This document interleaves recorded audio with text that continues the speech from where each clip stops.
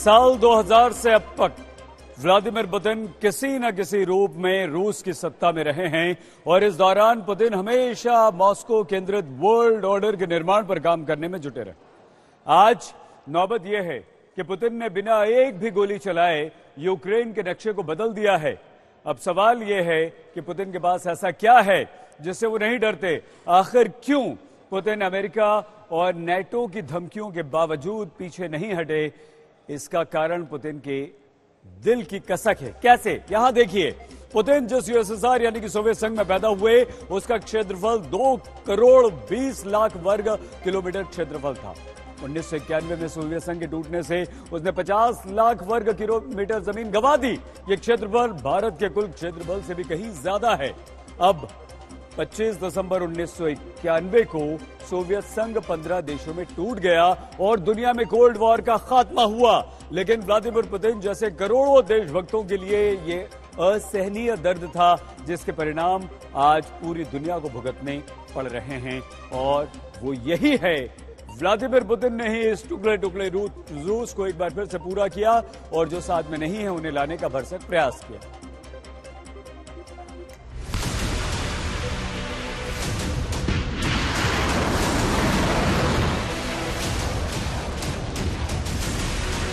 Vladimir Putin recognized 2 regions of Ukraine as independent states. President Putin recognized. So Vladimir Putin. President Putin is President Putin. Night Putin off. Vladimir Putin.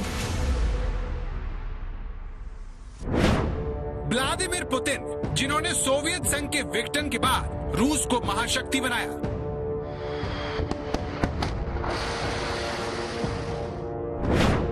Vladimir Putin, जिनके हौसलों की तारीफ दुश्मन भी करते हैं। Yesterday, and there was a television screen, and I said, this is genius. Putin declares a big portion of the Ukraine. Putin declares it as independent. Oh, that's wonderful.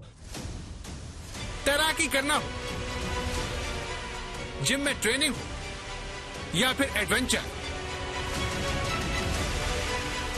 रूस के राष्ट्रपति के शौक दुनिया को चौंकाते रहे हैं। लेकिन इस बार पुतिन ने दुनिया की महाशक्ति अमेरिका और उसके 30 सहयोगी देशों को यूक्रेन के टुकड़े टुकड़े करके हैरान कर दिया।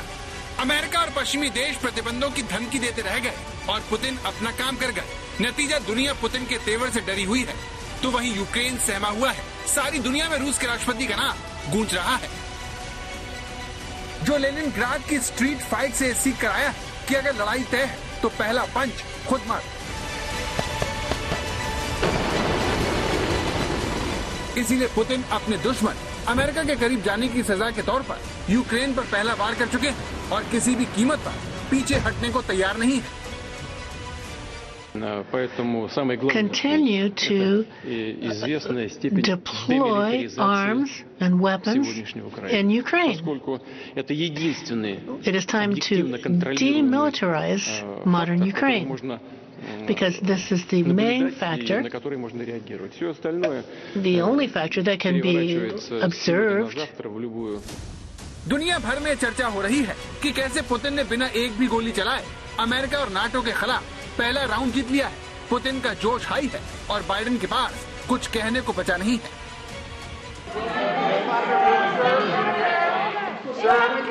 Are you still open to meeting with Vladimir Putin, sir?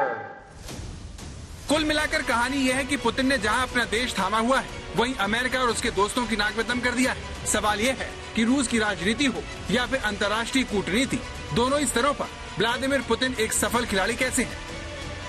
Putin को देखकर लगता है कि वो नतीजों की परवाह किए बिना एक के बाद एक बड़े फैसले लेते हैं, लेकिन सवाल यह है कि पुतिन ऐसे क्यों है?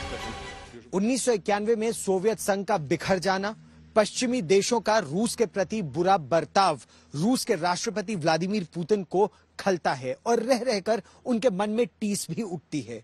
वो इतिहास को एक बार फिर बदल देना चाहते हैं। वो चाहते हैं कि यूक्रेन एक बार फिर रूस का हिस्सा बन जाए।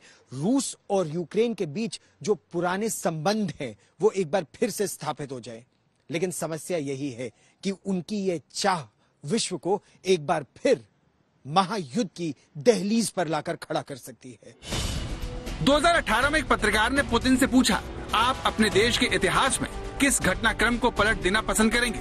व्लादिमीर पुतिन ने फौरन कहा, the collapse of the Soviet union.